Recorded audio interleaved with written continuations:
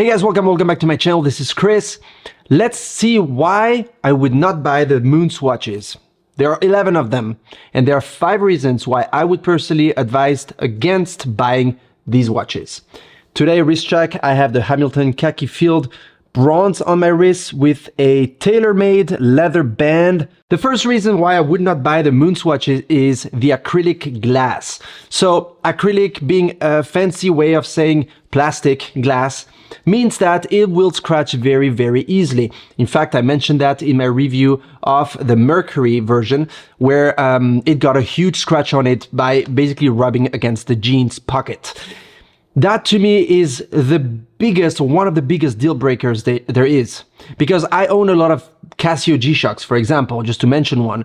But they usually have a little bit of rubber coming up, and those are tough watches made to be used, okay?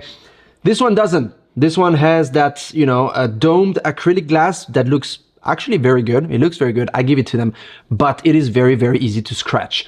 I have sapphire on most of my watches normally. For that reason, it can be shattered more easily, but it is way more resistant to scratches, and you do need a diamond to scratch it. The second point is the movement. Okay, these guys have a quartz movement, and that's okay. I have nothing personally against quartz movements. It is more reliable, more precise than a mechanical timepiece, okay?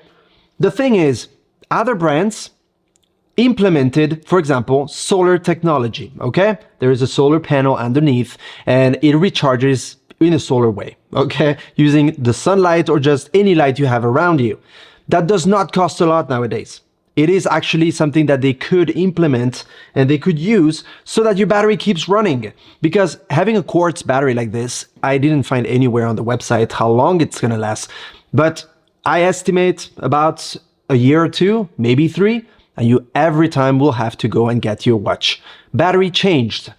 That to me, having to replace the battery is a big deal breaker. Point number 3, the water resistance. I mean, they give you 3 bar on these watches, 3 bar.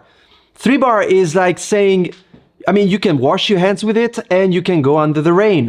Great, you cannot even take a shower. And that brings me to the next point number 4, and that's the strap. And why does it bring me to this point? Because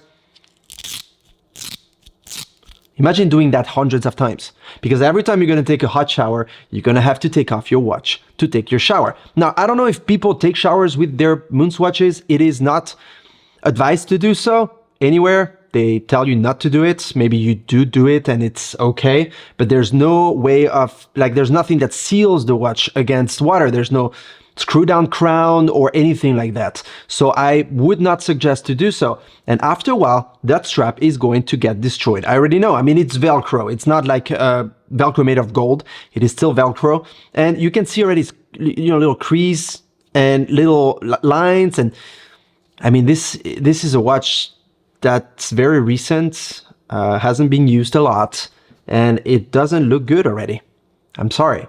Point number 5, the quality. That's something I mentioned in this video on all the other points. And I mean, bioceramic, I understand the marketing behind it, but really this feels more like a plasticky watch, to be honest. And even the buttons, even the crown, the way it spins, it's very plasticky, okay? It feels very plasticky. And I feel like, I understand they try to do collaboration so that anyone could afford these watches, but what's going to happen is, because there is the Omega and the Speedmaster logo on it, it's going to go super high on biddings, and it's going to start becoming a rare collection item and so on and so forth. And that is basically it. In terms of quality, this watch, I would give it maybe 50 bucks, like any other swatch. I would not spend more than 50 bucks on a swatch. No matter if it says Omega or not, I think it is not a watch that you can wear because it scratches easily, because it is not waterproof, because it has a Velcro strap. I mean, you name it.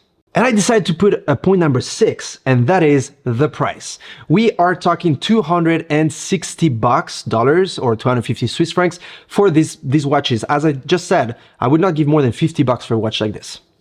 That's my raw, honest, unfiltered, unbiased opinion about these watches. I'm sorry for being so blunt. Sometimes you gotta do it because not everyone does it on the internet. Not everyone tells what they think about watches. And I felt like before you buy one, do consider the points that I mentioned, or you might be very disappointed. I hope I covered everything. If you have any comment, write it down in the comment section below. I'll answer it as fast as possible. Let me know if you own one, if you encounter the same problems as I did. Subscribe if you like my content. Why not? So we make this channel grow. And I see you in the next video. Cheers.